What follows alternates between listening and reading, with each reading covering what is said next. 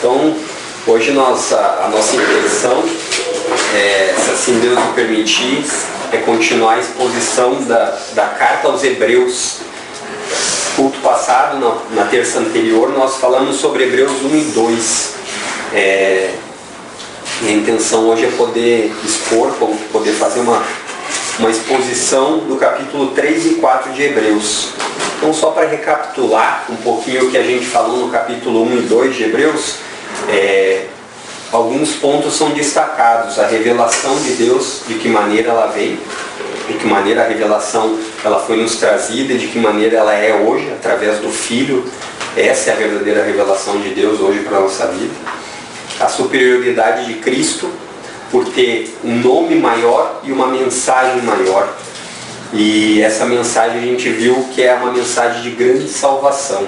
Então isso foi o que a gente tratou na exposição de 1 e 2.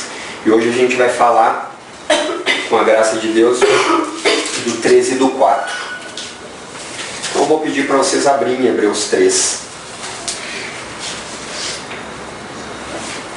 Diz assim: por isso, santos irmãos, que participais da vocação celestial, considerai atentamente o apóstolo e sumo sacerdote da nossa confissão, Jesus, o qual é fiel àquele que o constituiu, como também o era Moisés em toda a casa de Deus. Jesus, todavia, tem sido considerado digno de tanto maior glória do que Moisés, quanto maior honra do que a casa tem aquele que a estabeleceu. Pois toda a casa é estabelecida por alguém, mas aquele que estabeleceu todas as coisas é Deus. E Moisés era fiel em toda a casa de Deus, como servo, para testemunho das coisas que haviam de ser anunciadas. Cristo, porém, como filho em sua casa, a qual somos nós, se guardamos firmes até o fim, a ousadia e a exultação da esperança. Então a gente vê novamente que o escritor de Hebreus, ele quer deixar uma mensagem muito clara, tá? A grandeza do nome de Jesus, né? A superioridade de Cristo em relação a isso, e a gente vai ver que esses são os dois pontos desse capítulo 3 e 4, a superioridade de Cristo e a advertência contra a nossa incredulidade nele. Esses são os dois princípios básicos que ficam distintos nesses capítulos. Então a gente vê que no versículo 1 do capítulo 3, ele faz uma exortação que a gente, para aquele povo, né, para aquele povo hebreu, que a gente já pode trazer para a nossa vida. O que é isso? É uma exortação aos crentes. O que ele fala lá? Por isso, santos irmãos, que participais da vocação celestial. Ele está dizendo santos irmãos são aqueles que realmente se separam.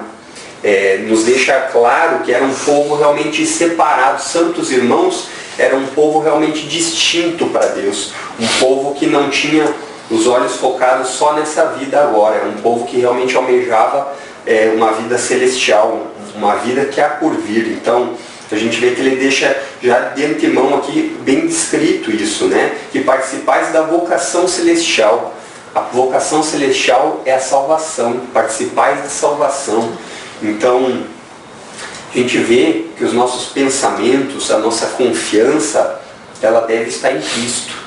É como ele diz aqui: considerai atentamente o apóstolo e sumo sacerdote da nossa confissão. Da nossa confissão é aquele que nós cremos, né?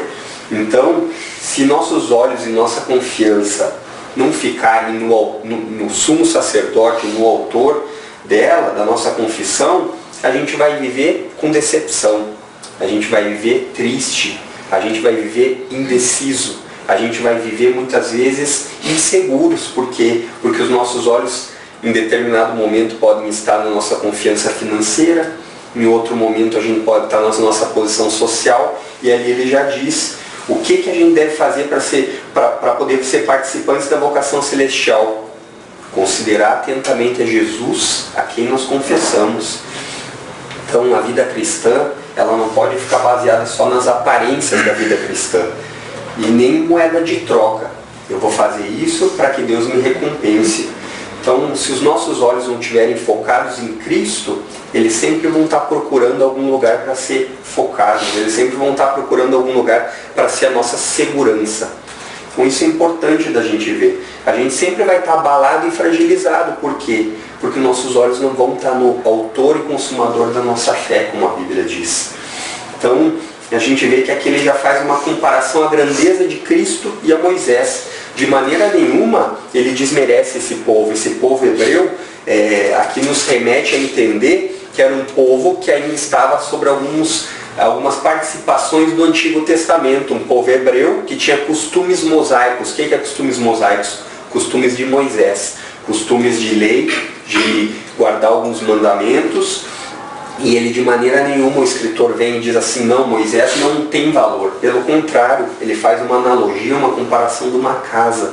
Ele diz, Moisés foi fiel, foi um servo na casa, foi um caseiro dessa casa. A gente pode interpretar ele como caseiro porque o dono da casa não está lá, mas ele diz assim, você pode cuidar dela, você tem toda a autonomia para cuidar dessa casa.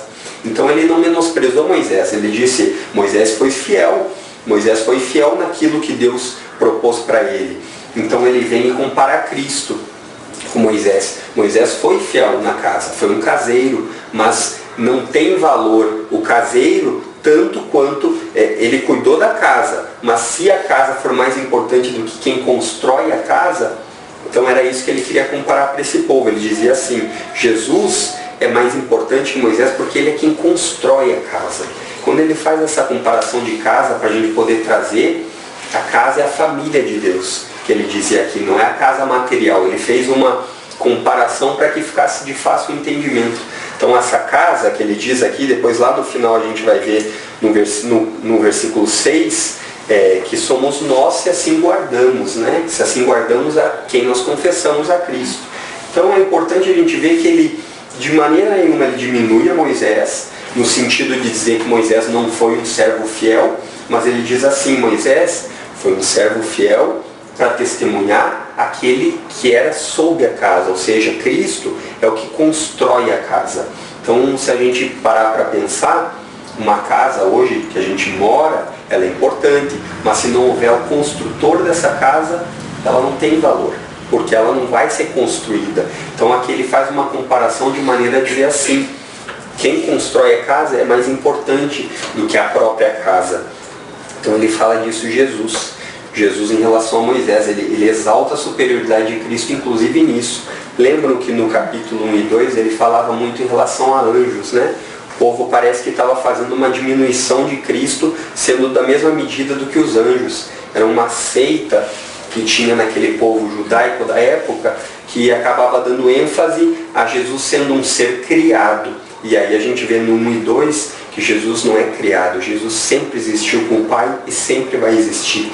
Então aqui a gente vê que ele parte para a comparação com um grande profeta do povo de Israel, né?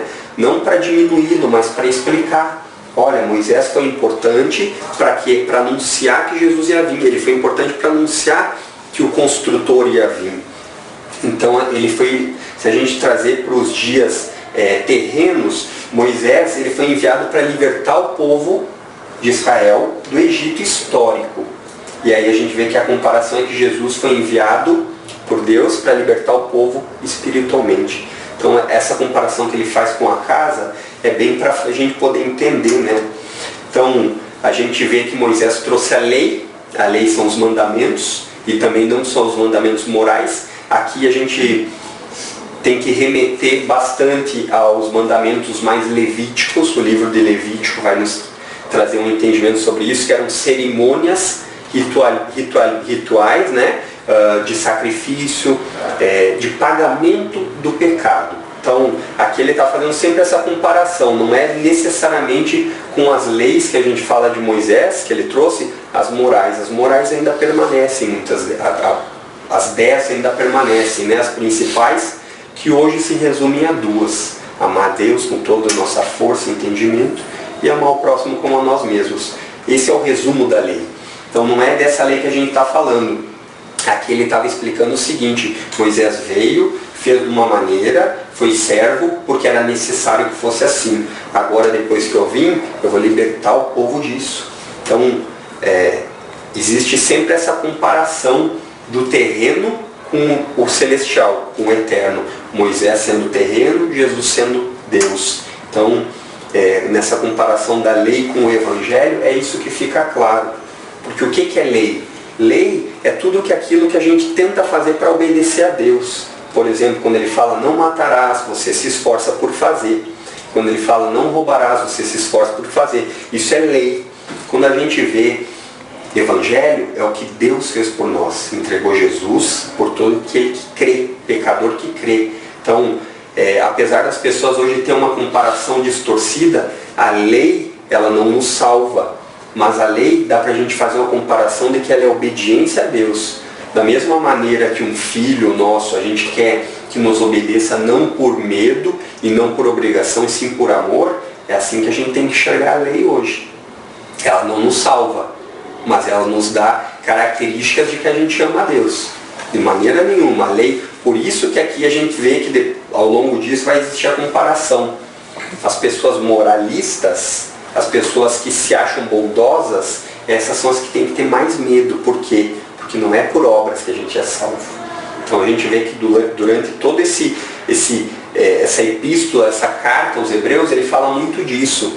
Porque o povo ainda achava que tinha que cumprir rituais para agradar a Deus. Então ele diz, não é assim.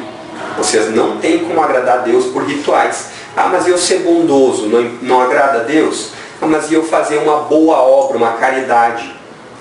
Isso não tem valor para a salvação, para a vida eterna. Por quê? Porque lembra que a gente falou que quando a gente está em Cristo, a gente é nova criatura.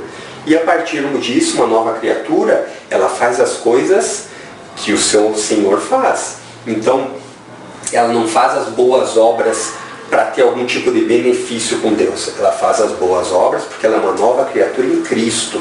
Então, isso é importante a gente sempre separar, porque senão a gente vai continuar sempre achando que a nossa moralidade é o que nos salva, que as nossas boas atitudes é o que nos trazem benefícios diante de Deus. Em Efésios 2 lá deixa bem claro, não é de obras para que ninguém se glorie, é dom, graça de Deus, é Deus que dá a salvação. Então não são as nossas obras que vão nos aproximar.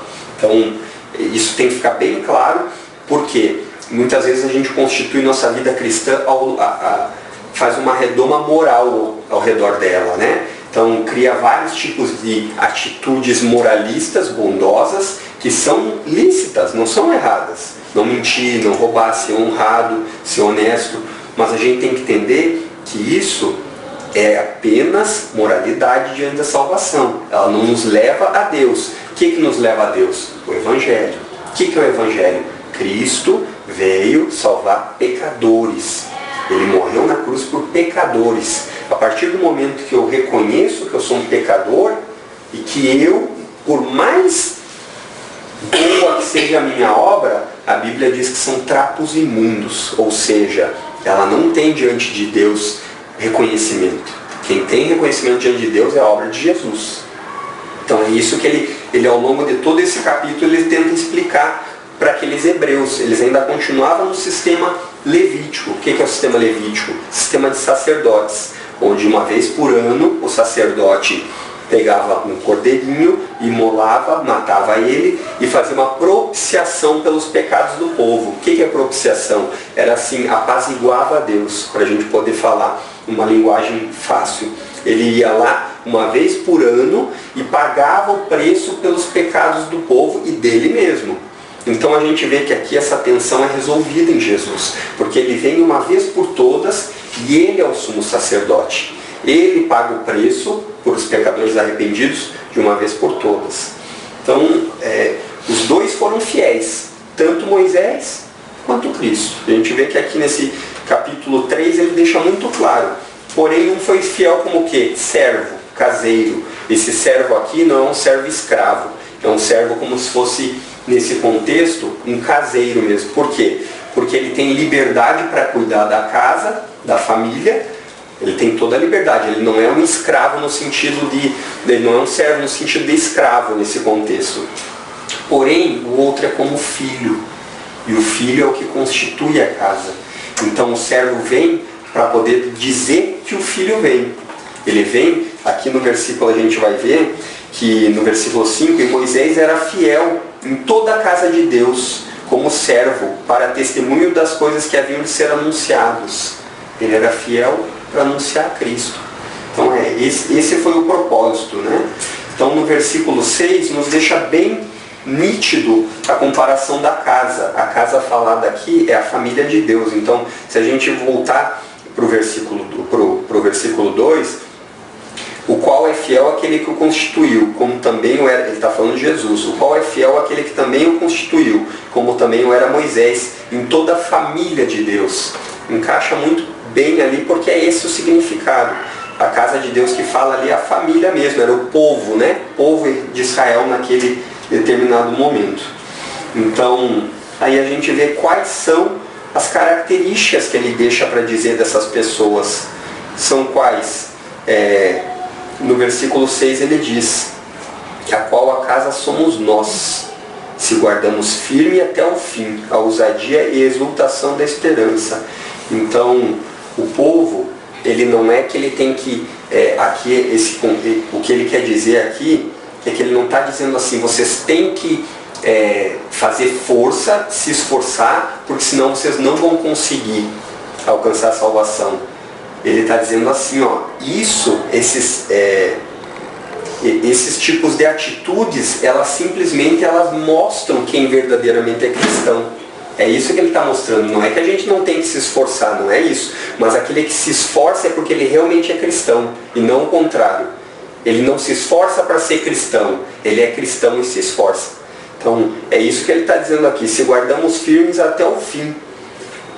A qual em sua casa somos nós, se guardamos firme. Então, você guarda firme, então isso é um sinal que você realmente é um cristão. Não é você ir atrás, fazer esforço para ser cristão. O cristão ele vai ser identificado pelo que ele faz, pela vida dele, pelas atitudes que ele tem. Então é nesse sentido que ele diz. E aí a gente pode trazer algumas colocações para a nossa vida, né? Será que nossos relacionamentos eles se baseiam muito mais em atitudes humanas? Explico. Por exemplo, eu ao invés de olhar para Cristo, eu prefiro olhar aquele artista famoso e ter ele como meu ídolo, como meu exemplo. É mais ou menos isso que ele está falando aqui. Porém, como filho em sua casa, a qual casa somos nós, se guardamos firme até o fim a ousadia e a exultação da esperança. Então, a minha esperança e a minha confiança estão em quem? Estão em Cristo? Será que nós nos apegamos firmemente? Quando ele fala apegar firmemente, é não soltar mais. É você sentir tamanho desespero, que se você não se agarrar firmemente, você sabe que aquilo é a cura para toda a tua vida. Então você se agarra firmemente e não vou mais deixar sair. Eu preciso disso. Hoje, se a gente tivesse, por exemplo, a cura da AIDS, a gente não gostaria de falar para as pessoas? Ah, mas a cura da AIDS já existe. Tudo bem, pode até existir, mas divulgada existe? Não existe. Então aqui a gente tem uma coisa muito mais preciosa. É a cura do pecado. É o nosso único jeito de não ser mais condenado diante de Deus. Apesar de nós ainda pecarmos, nós temos uma justificativa, uma justificação, melhor dizendo. É Cristo quem nos justifica. Então, essa é a pior doença que o ser humano tem na vida hoje. Não é a doença física, não é a doença muitas vezes intelectual. A pior doença que todos nós contraímos é o pecado.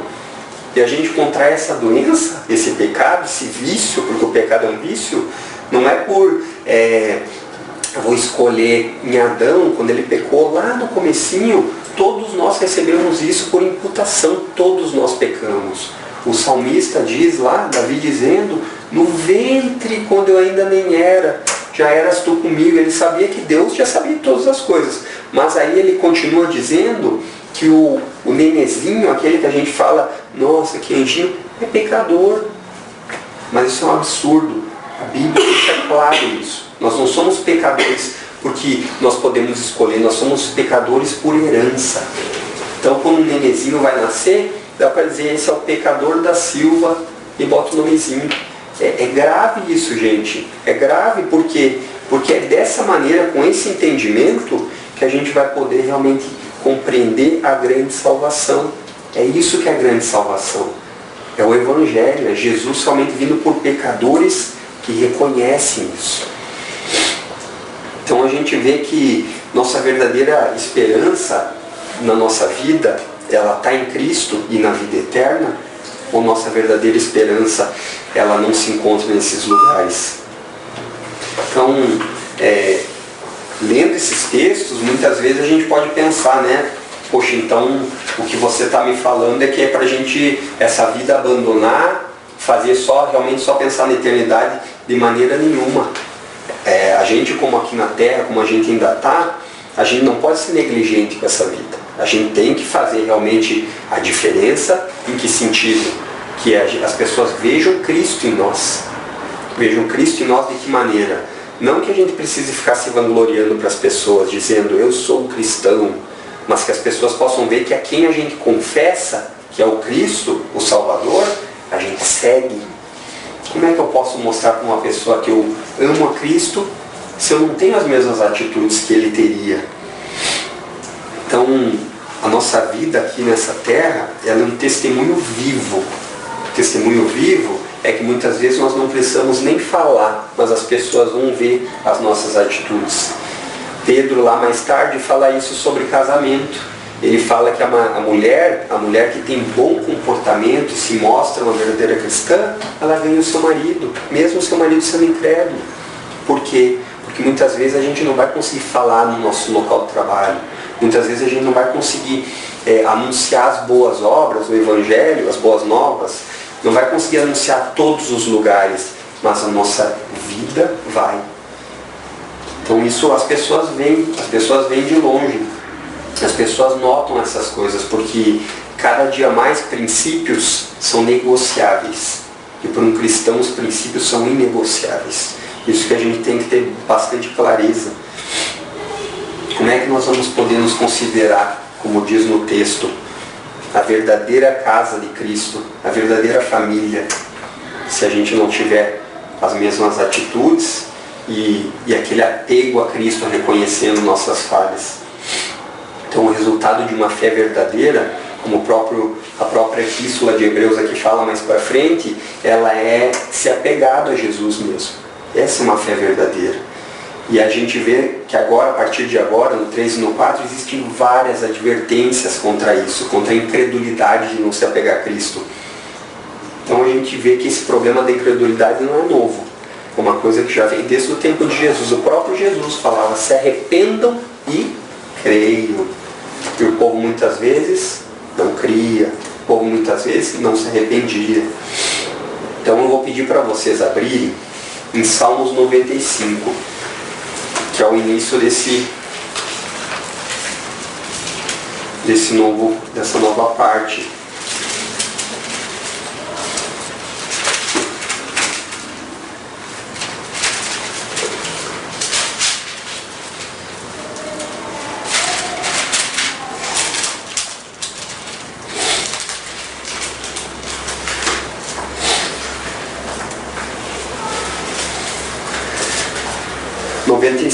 Vinde, cantamos ao Senhor com júbilo, celebremos o rochedo da nossa salvação, saiamos ao seu encontro com ações de graças, vitoriemo-lo com salmos, porque o Senhor é o Deus supremo e o grande rei acima de todos os deuses.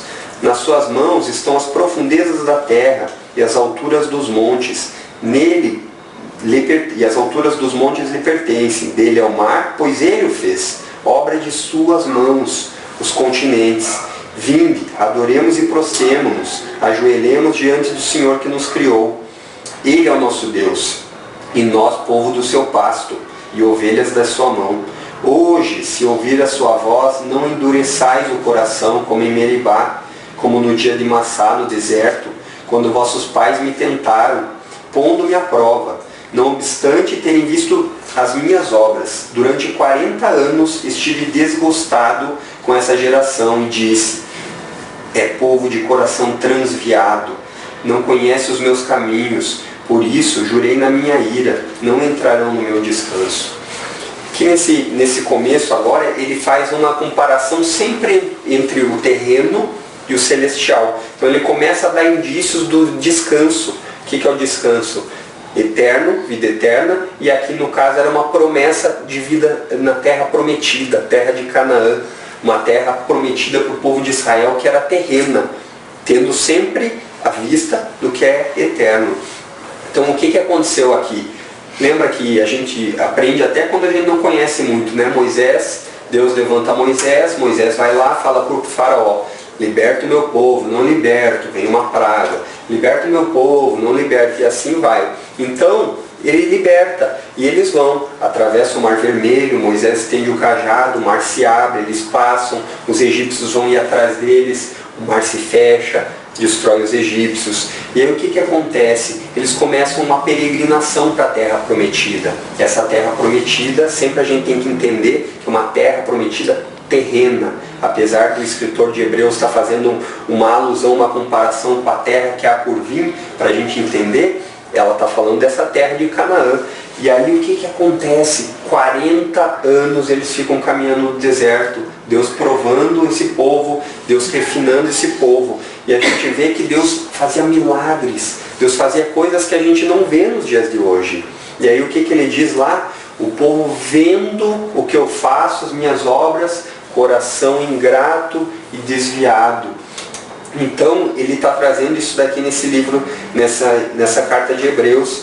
No 7 ele diz assim: assim, pois como diz o Espírito Santo, hoje, se ouvir a sua voz, não endureçais o vosso coração, como foi na provocação, no dia da tentação do deserto.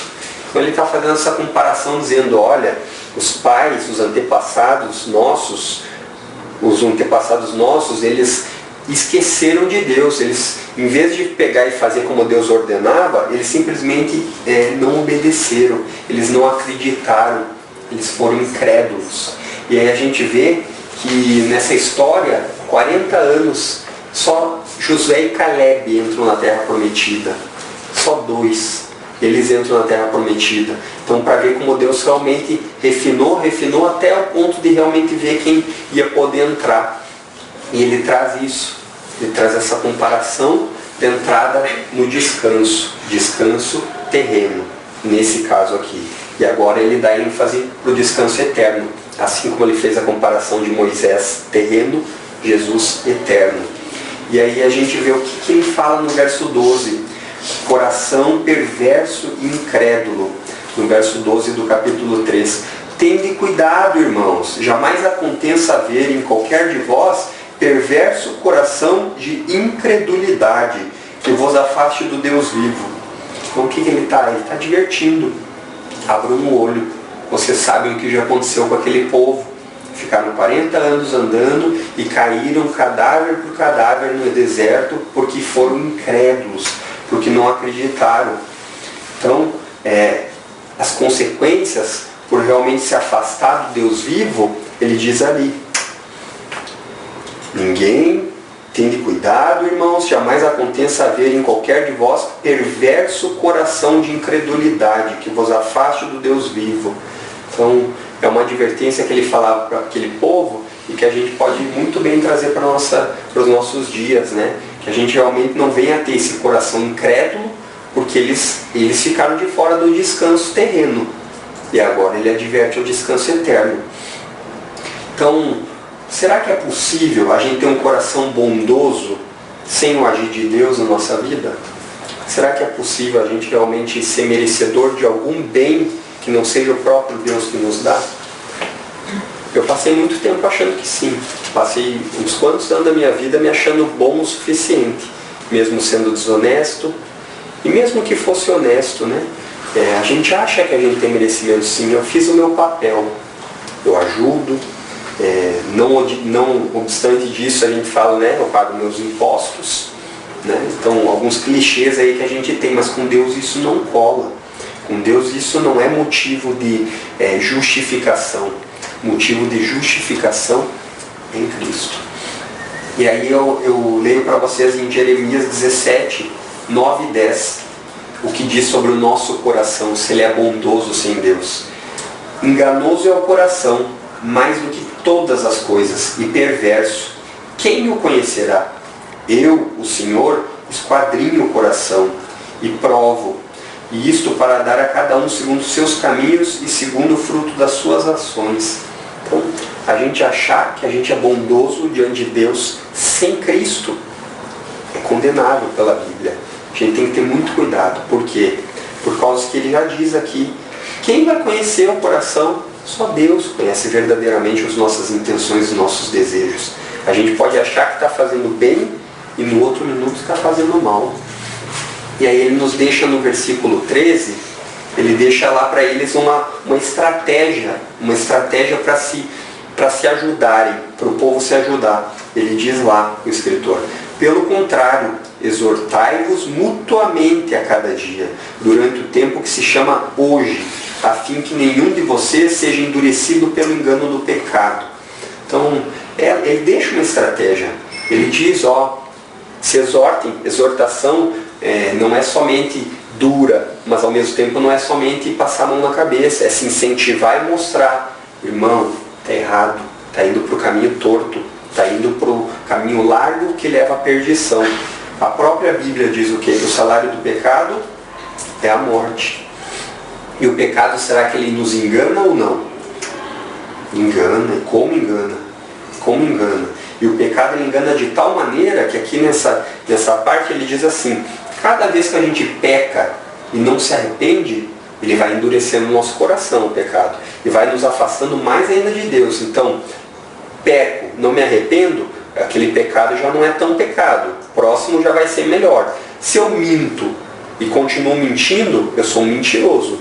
E logo, ser um mentiroso é normal. Se eu sou fofoqueiro e continuo fofoqueando, logo a fofoca é normal. O pecado é assim. A gente pega alguns exemplos fáceis da gente interpretar, mas é a mesma coisa contra Deus. Eles aqui era incredulidade. Deus mandava o maná, Deus mandava o milagre, de dia fazia de uma maneira para eles poderem caminhar, de noite fazia de outra, e eles continuavam incrédulos. Isso é pecado contra Deus. E aí no verso 14, ele diz: porque nós temos tornado participantes de Cristo, se de fato guardamos firme até o fim a confiança que desde o princípio tivemos. Então, novamente ele fala, advertindo: se apega a Cristo. Se você guarda firmemente até o fim, isso é sinal que você é um cristão verdadeiro. Então, confiar nele para que a gente não seja endurecido. Jeremias, quando a gente leu aqui Jeremias, falando que ele conhece o coração, é porque o coração nosso é duro. O nosso coração, ele realmente está impregnado de desejos próprios. Quando a gente fala em livre-arbítrio, não é que a gente não tenha escolhas. Nós temos escolhas, mas elas não são livres. As nossas escolhas estão impregnadas no pecado em Adão. Quando Adão pecou, lembra que ele passou todo o pecado por imputação, ele imputou? Então isso quer dizer o quê? Nós somos pecadores. E sem Cristo, nós continuamos indo para o pecado. Nós sentimos prazer nisso. Por quê? Porque isso são os nossos olhos, não é problema. Nosso coração é duro de tal maneira que a gente está que nem, a gente costuma dizer que nem porco na lavagem, né? Por quê? Porquinho você lava ele, deixa ele limpinho, ele vê o chiqueiro, o que ele faz? Vai com prazer lá e se lambuza de novo. O homem sem Cristo é assim. O homem sem Jesus continua morto nos seus delitos e transgressões. E sabe o que é mais duro do que tudo isso? Que a gente não enxerga. A gente não enxerga porque a Bíblia diz em Efésios que a gente estava cego. Por quê? Porque o pecado não é problema para nós. Então o escritor ele vai dizendo aqui dessa maneira para que a gente se exorte. Se a gente se ama, se incentive. Se a gente se ama, corrija. Se a gente se ama, puxa para o lado e fala. Então nós, cristãos, não podemos ficar de tititi: mas o fulano não gosta de mim, o fulano tem preferência pelo ciclano. Isso é picuinha, isso é miudeza perto do que a gente está falando, grande salvação. Então agora, depois do 14, ele adverte novamente. O que ele fala no 14? Depois ele vai para o 16, depois do 14. Ora, quais os que tendo ouvido se rebelaram? Não foram de fato todos que saíram do Egito por intermédio de Moisés?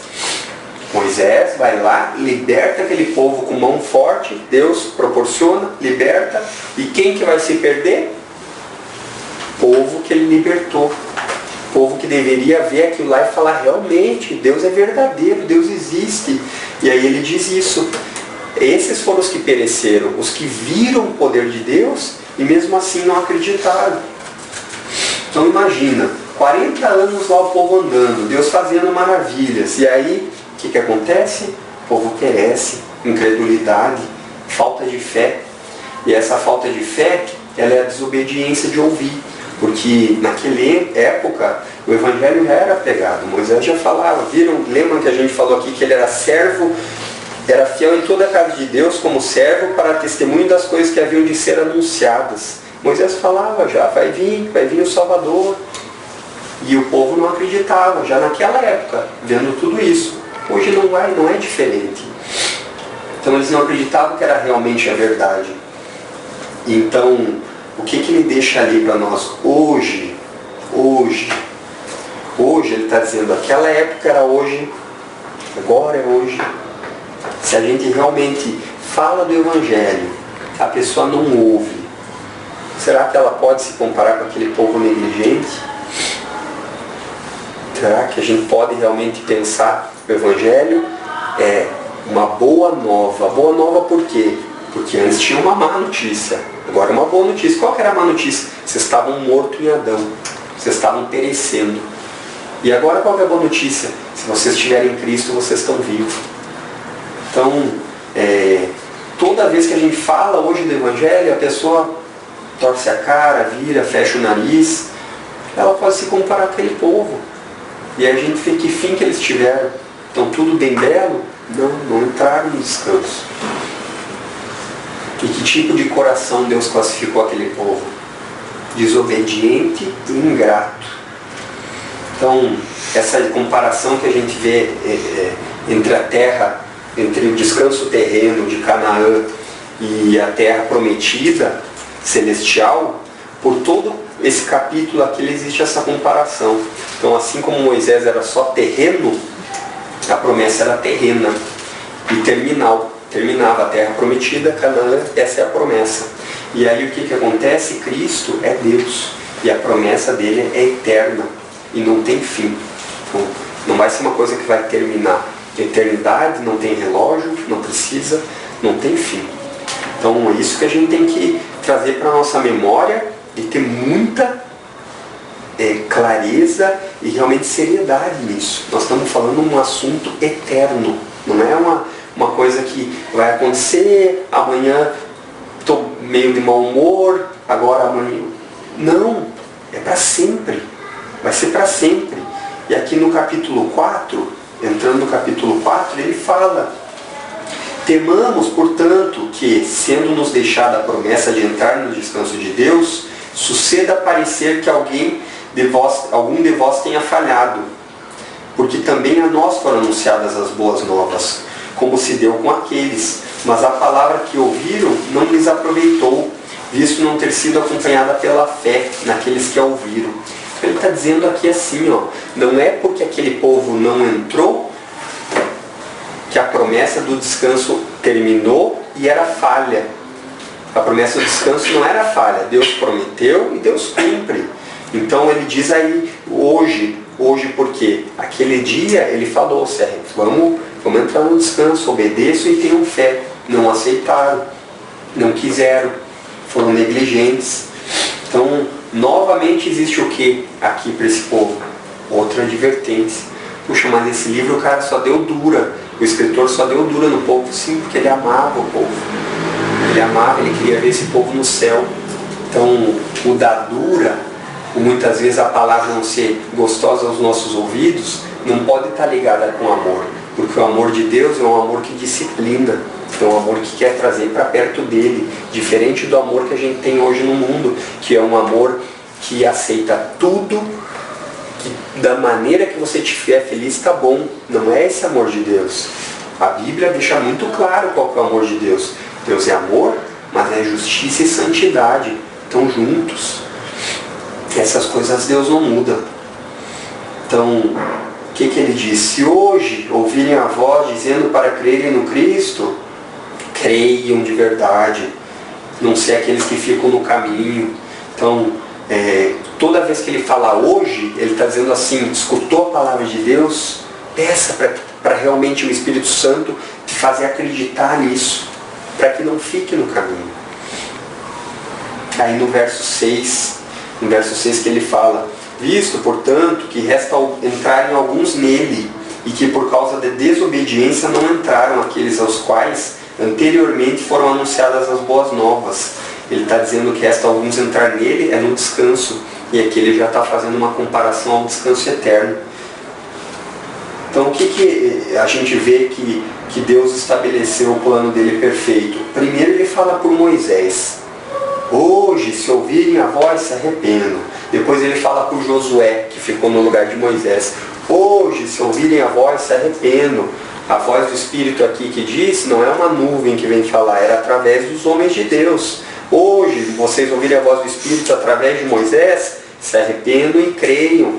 Hoje, se vocês ouvirem através de Josué, se arrependam e creiam. Hoje, continua com Davi, se vocês escutarem a voz, creiam. Então, parece que esses hebreus, eles não estavam olhando para a eternidade, porque várias vezes ele explicando, eles continuavam pensando no cumprimento das leis, dos sacrifícios, das partes judaicas, por assim dizer. Então, tendo em vista a comparação sempre com o sacerdócio, né? O sacerdócio terreno. O sumo sacerdote, lembra? É aquele que traz oferta no altar, sacrifica para pagar o preço pelos pecados. E será que hoje em dia nós vemos muitas pessoas parecidas com isso? Que se acham bondosas pelos seus próprios méritos e tentando cumprir não as mesmas leis, não aquelas leis, porque a maior parte da nossa população nem entende as leis judaicas, né, por assim dizer, pagamento de sacrifício, da maneira como era constituído, mas tentando fazer boas ações para se justificar, para se auto-justificar, né? Tentando muitas vezes se achar mais bondoso do que o próximo. Uma coisa que a gente tem que entender, que o Evangelho não são para justos. O Evangelho, o próprio Jesus diz que ele não veio buscar os sãos, ele veio buscar os doentes. Então, se a gente não se achar um doente em que sentido? Que a gente não vai ter mérito em nós mesmos. É muito provável que não tenha sido por nós que Jesus veio, se a gente pensar assim. Porque ele diz lá que ele veio buscar os pecadores, e o apóstolo Paulo fala o quê? Dos quais eu sou pior. Eles consideram pior os pecadores. O cara que mais escreveu na Bíblia, o cara que mais deixou ensinamento para os gentios. Se a gente não entender isso, vai ficar bem complicado a gente se abraçar em Cristo. Lembra do exemplo do mendigo? O exemplo do mendigo é bem fácil a gente lembrar, né? A gente sendo um mendigo, passando um para oferecer alguma coisa, e a gente não acha mérito em nós. A gente sabe que não existe mérito em nós, a gente só quer aquele prato de comida, com toda a nossa força, porque a gente está faminto. E a nossa vida com Jesus deve ser isso. O se apegar a Jesus. É a gente entender. E aí no verso 7 lá ele fala, qual que é o dia? De novo determina certo dia, hoje, falando por Davi, muito tempo depois, segundo antes fora declarado. Então vale para nós muito, muito claramente esse hoje. Que a gente possa dia a dia nos exortar, dia a dia nos incentivar, e que o nosso coração não seja duro, como era daquele povo no deserto. Que não seja um coração que escuta, mas diz assim, eu estou legal. Eles também achavam que estavam legal. Foram caindo um a um. Então, tudo isso daí foi resultado da incredulidade. Por causa da falta de fé. Eles ouviam, mas não acreditavam verdadeiramente. Então, é que a gente possa realmente entender isso para a nossa vida. A vida cristã, ela não pode ser levada de qualquer maneira. Ela tem que ser levada com compromisso, ela tem que ser levada com seriedade. Como que é isso? É realmente entender que a gente é dependente de Cristo.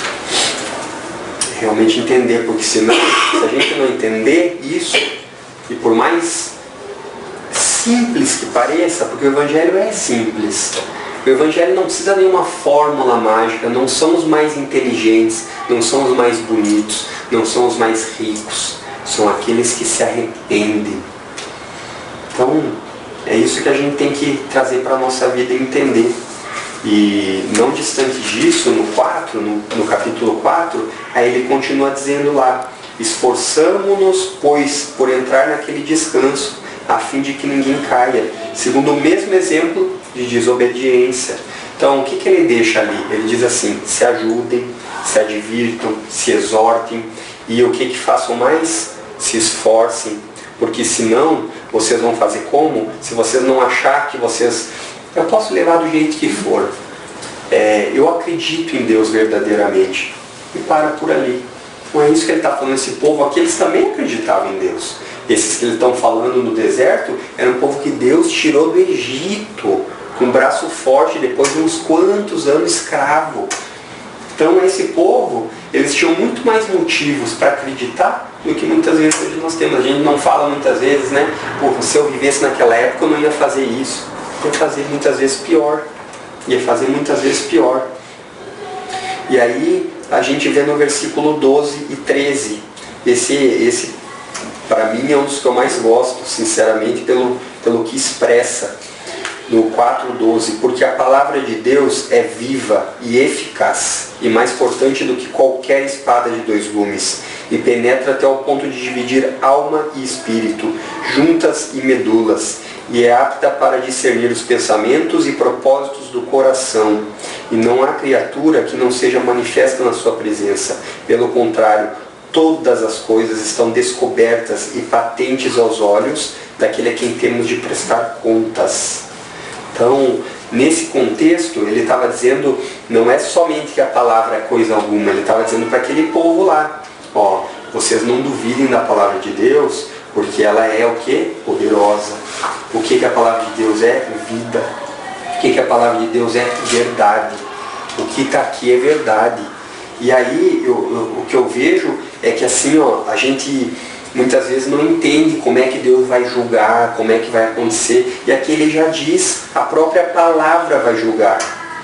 A própria palavra, o que ela vai julgar, porque ela mostra as intenções do coração. Sabe por que muitas vezes a gente não gosta de ler a Bíblia? A grande maioria das vezes a gente nem percebe. Mas é porque se a gente se aprofundar nela, ela é um espelho. E aí, como todo espelho, o que ele faz? Reflete nós. E a Bíblia vai refletir o quanto nós somos feios, o quanto nós somos imperfeitos, como nós somos pecador. Então, é por isso que ela é a palavra penetrante, divide alma e espírito. Não é que possa ser dividida, é uma coisa indivisível para mostrar o tamanho da força, do poder dela. Então, quem que gosta de olhar no espelho e dizer, poxa, estou gordinho? Mulher principalmente, né? Tem pavor de olhar para ver se está feio. Então, a gente fala brincando, mas é uma coisa muito séria, porque a Bíblia, ela nos mostra a nossa feiura. E é por isso que a gente deve realmente querer ela. É por isso que a gente deve realmente ansiar por lê-la. E lê-la no contexto do que quer ser dito. Aqui ele estava querendo dizer o quê? Ele vem exortando o povo, se arrependam, não sejam como aqueles que caíram. Lembrem que o descanso, aquele descanso eles não entraram, e o eterno também muita gente não vai entrar. E aí ele fala o quê? Ele fala lá, se esforcem a fim de que ninguém caia, segundo o mesmo exemplo de desobediência daqueles. Então ele sempre comparando com antepassados que eles entendiam. E aí ele coloca, a palavra de Deus é viva e eficaz. Viva quer dizer que ela realmente é viva, não é uma coisa simplesmente que a gente lê e não tem poder nenhum. A gente não pode considerar a Bíblia como um mantra, né? Como muitas pessoas fazem, lê a oração do Pai Nosso, repete 50 e acha que isso tem poder. O que tem poder é entender ela, é realmente entender o que ela quer nos dizer. Isso simplesmente basta clamar para que Deus nos conceda o Espírito Santo e que a gente possa entender. E não longe disso, não sortear texto, né? A gente não pegar um texto totalmente fora de contexto. Ah, hoje eu vou ver o que Deus quer falar comigo, né? E abre lá. Então, que a gente tenha essa nitidez disso. Porque o que a Bíblia nós devemos fazer como? Orare e labutare. Por quê? Orar porque ela é divina. E labutar, ler, porque ela é humana. Então a oração é a parte divina e a leitura é a parte humana. Se não fosse para a gente ler, não ia ter ficado um livro. E se fosse para ser diferente, a gente viu no capítulo 1 que a revelação de Deus a partir de Cristo é essa aqui, ó. Não existe mais revelação nova. Para o cristão, a revelação que ele precisa está na Bíblia. A revelação verdadeira, lembram que a gente falou? Toda a revelação ela remetia com um propósito. Cristo, Salvador, redenção, arrependimento. Então, se a revelação hoje não nos remeter a isso, ela muitas vezes não vai ser revelação, ela vai ser adivinhação. E o que eu acho tremendo nessa parte é que no final do 13 ele diz lá: não há criatura que não seja manifesta na sua presença. Pelo contrário, todas as coisas estão descobertas e patentes aos olhos daquele a quem temos de prestar contas. Então, muitas vezes, a gente, com o nosso senso de justiça próprio, vê uma pessoa fazendo coisas erradas e se revolta. Não é que não tem que ser votado, tem que achar ruim mesmo. Mas a gente tem que lembrar que nada disso está descoberto diante de Deus. Nenhum desses políticos que estão roubando hoje, que nem os condenados, adorando, se lambuzando, isso não está descoberto diante de Deus. Nada está descoberto. Tudo está patente aos olhos daquele a que temos de prestar contas. A diferença é que o tipo de prestação de contas para o que está em Cristo e para o que não está é bem diferente. E aí, como que a gente pode ter convicção e certeza de todas essas coisas?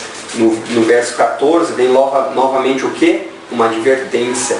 Porém, essa é uma advertência boa. Por quê? Porque ele diz: confie em Jesus. Tendo, pois, a Jesus, o Filho de Deus, como grande sumo sacerdote que penetrou os céus, conservemos firmes a nossa confissão, porque não temos sumo sacerdote que não possa compadecer-se das nossas fraquezas. Antes, foi ele tentado em todas as coisas, a nossa semelhança, mas sem pecado. Acheguemo-nos, portanto, confiadamente junto ao trono da graça, a fim de recebermos misericórdia e acharmos graça para socorro em ocasião oportuna. Então, Cristo, ele não está distante de uma maneira que só Deus. Ele veio e passou. Ele se fez carne. Quando diz lá em João, o verbo se fez carne, Cristo veio à terra. Ele sofreu. A gente muitas vezes sofre, Cristo sofreu também. Cristo dormia. Lá no barco, quando os discípulos estão apavorados, falam: mestre, não te importa que pereçamos. Ele estava dormindo, cansado. Ele passou pelas dificuldades que a gente passou, que a gente passa. Ele não simplesmente flutuou aqui pela terra, como muitos podem pensar, mas ele era Deus homem. Todas as coisas que os homens passam, ele passou. A diferença é que ele não pecou. Então, o que a gente pode fazer? Se apegar com firmeza à fé que a gente confessa. Eu creio em Jesus e vou me apegar firmemente. Confiar que Ele sabe o que a gente passa. Ele sabe. E a gente pode se achegar a Ele. O que deixa lá no versículo 16? Acheguemo-nos, portanto, confiadamente, junto ao trono da graça, a fim de recebermos misericórdia e acharmos graça para socorro em ocasião oportuna. Não é que Deus vai simplesmente em Cristo, num passe de mágica, tirar todas as nossas dificuldades. Não. O cristão vai ter problema. O cristão vai passar pelas dificuldades do trabalho. O cristão vai passar por muita situação constrangedora. Mas o que acontece? Quando ele se achega no trono de graça e pede: Deus, me ajuda. Ele tem sustento. Deus o sustenta. Por quê? Porque ele confessa Cristo e ele é firme naquilo. Ele confia nele. Então, nos momentos difíceis, por mais difíceis que seja, um amparo vem. A gente pega o exemplo de Davi, quando seu filho estava para morrer, filhinho pequeno, que Davi faz o quê? Faz um jejum. Faz um jejum, não como ganhando favor diante de Deus, mas dizendo assim: Deus, para mim isso é importante, então eu vou te mostrar o quanto é importante. Só que daí o que a gente vê ali? Davi, ele realmente ele tinha anseio por aquilo, mas de maneira nenhuma ele achava que estava fazendo troca com Deus. Vou fazer um jejum de maneira a Deus me devolver. Tanto é que o nenenzinho morre. Mas o que acontece? Deus conforta Davi. No momento do sofrimento, Deus conforta.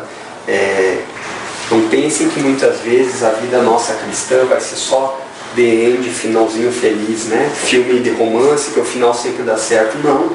O final que vai dar certo, se a gente se apegar firmemente, é a gente morar com Cristo. É a gente poder realmente ir para as bodas do Cordeiro. Eu fico imaginando a grande festa, né? As bodas do Cordeiro, que é comparado na Bíblia, é dessa maneira. E lá, como a gente vê aqui no verso 4, no capítulo 4, a gente não se ateve muito, mas ali ele faz uma comparação do descanso de Deus ao sétimo dia, do descanso da obra. Deus não precisava descansar. Deus descansou, porque para poder mostrar para o povo que vai existir um descanso eterno. E aí ele diz o que? Da mesma maneira como Deus descansou, quem for para o descanso eterno vai descansar também. A Bíblia diz que lá não vai ter choro, não vai ter tristeza, não vai ter nenhum tipo dessa agonia, sofrimento, corpo glorificado. Corpo glorificado. E é isso que a gente tem que se apegar. E uma última, agora não faz parte do texto, mas é um clamor mesmo,